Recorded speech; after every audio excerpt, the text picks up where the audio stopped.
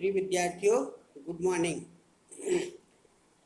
आज हम कक्षा 7 की व्याकरण का पाठ 8 पढ़ेंगे।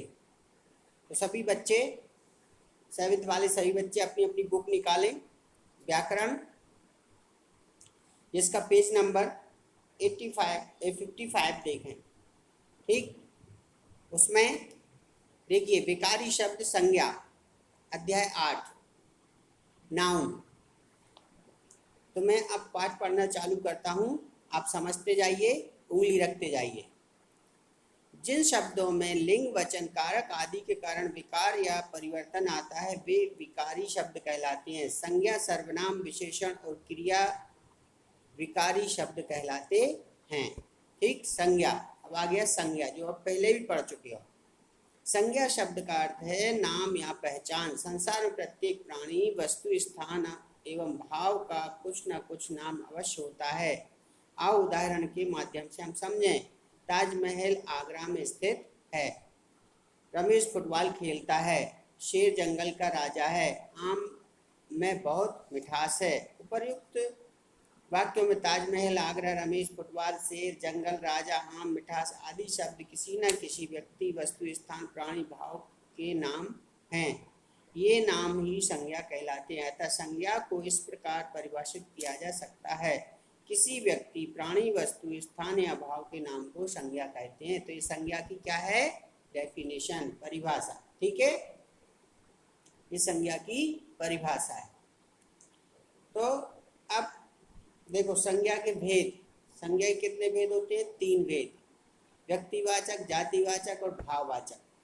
तो व्यक्तिवाचक जिन संज्ञा शब्दों से किसी विशेष व्यक्ति, स्थान अथवा वस्तु का बोध हो उसे व्यक्तिवाचक संज्ञा कहते हैं। जैसे हम इंडिया गेट घूमने गए। उपरोक्त वाक्यों में सभी रंगीन शब्द किसी विशेष व्यक्ति एवं स्थान का बोध कराने के कारण व्यक्तिवाचक संज्ञाएं हैं।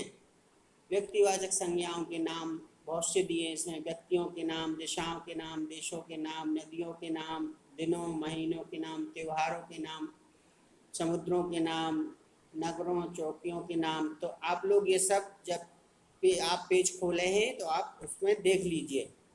अब दूसरा आ गया जातिवाचक संज्ञा। जिन संज्ञा शब्दों से किसी वस्तु, प्राणी या स्थान की पूरी जाति या वर्ग का बोध हो उसे जातिवाचक संज्ञा कहते हैं। जैसे चिड़िया पेड़ पर बैठी है, अध्यापक पढ़ा रहे हैं, किसान खेतों में धान बो रहे हैं। तो प्रयुक्त वाक्यों में जहाँ जहाँ रंगीन, इसमें रंगीन सब आप जब देखेंगे, बुक खोलेंगे या खोल ली होगी बच्चों ने, तो उसमें देखिए रंगीन शब्द लिखे हैं। तो उसमें रंगीन शब्द पूरी जाति का बोध करा रहे हैं, तो ये जातिवाचक संज्ञाएं हैं। थर्ड आ गया भाववाचक संज्ञा। जिन संज्ञा शब्दों से किसी वस्तु, व्यक्ति, प्राणी अथवा स्थान के गुण, दोष, अवस्था तथा स्वभाव आदि का बोध होता है उसे भाववाचक संज्ञा कहते हैं। एग्जाम्पल है इसका, जैसे बुढ़ापा बीमारी की जड़ है। मनोज बचपन में ही से ही शरारती है। इस कुएं की गहराई अधिक है। ठीक, तो ये सब उपरोक्त वाक्यों में रंगीन शब्द व्यक्ति, स्थान, जाति के गुण, दोष, अवस्था एवं स्वभाव बता रहे हैं, अतः ये सभी शब्द भाववाचक संज्ञाएं हैं। ठीक, अब है फिर हिंदी व्याकरण में अंग्रेजी भाषा के प्रभाव के कारण समुदायवाचक या द्रव्यवाचक संज्ञा को भी संज्ञा के भेद के रूप में स्वीकार किया गया है। समुदायवाचक संज्ञा जिन संज्ञा शब्दों से किसी जाति के समूह का बोध होता है उसे समुदायवाचक संज्ञा कहते हैं। इसे समूहवाचक संज्ञा भी कहते हैं। मेरी कक्षा में 40 बच्चे हैं। बकरियां झुंड में चलना पसंद करती हैं। बाजार में त्योहार के कारण बहुत भीड़ है। भारतीय सेना के सैनिक साहसी हैं। उपरोक्त वाक्यों में रंगीन शब्दों में समुदाय का बोध करा रहे, इसलिए समुदायवाचक संज्ञा है।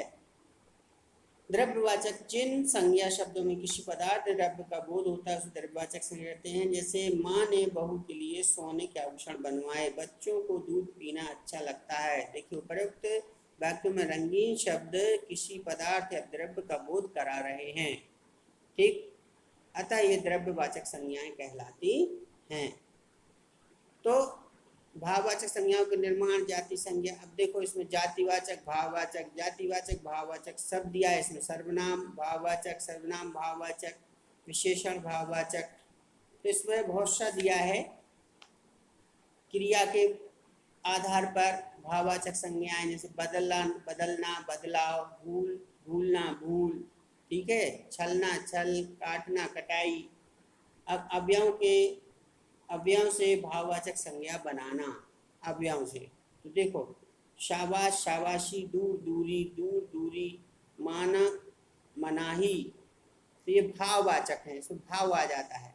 अब व्यक्तिवाचक संज्ञा, जातिवाचक संज्ञा के रूप के में प्रयोग। व्यक्तिवाचक संज्ञा किसी एक विशेष नाम को कहते हैं जिसका प्रयोग सदैव एक वचन में ही होता है। जैसे लक्ष्मीबाई बचपन में ही अस्त्र शस्त्र चलाने में पारंगत हो गई थी। पारंगत यानी होशियार, होशियार हो गई थी। जब व्यक्तिवाचक नाम से उस व्यक्ति का बोध ना होकर उस जैसे गुणों का दोषों वाले व्यक्तियों का बोध हो तो वह व्यक्तिवाचक संज्ञा जातिवाचक बन जाती है। जैसे लड़कियों को लक्ष्मीबाई बनने की आवश्यकता है, देश में बसे विभीषणों से बचना है, जयचंदों ने देश का सर्वनाश कर डाला। उपर्युक्त वाक्य में रंगीन शब्द व्यक्तिवाचक संज्ञाएं तथा पर यहाँ बहुवचन के प्रयोग में जातिवाचक संज्ञाएं बनाया गया है। तो ये छोटा सा पाठ था, छोटा सा चैप्टर था जो मैंने आपको पढ़ाया, ठीक है ना।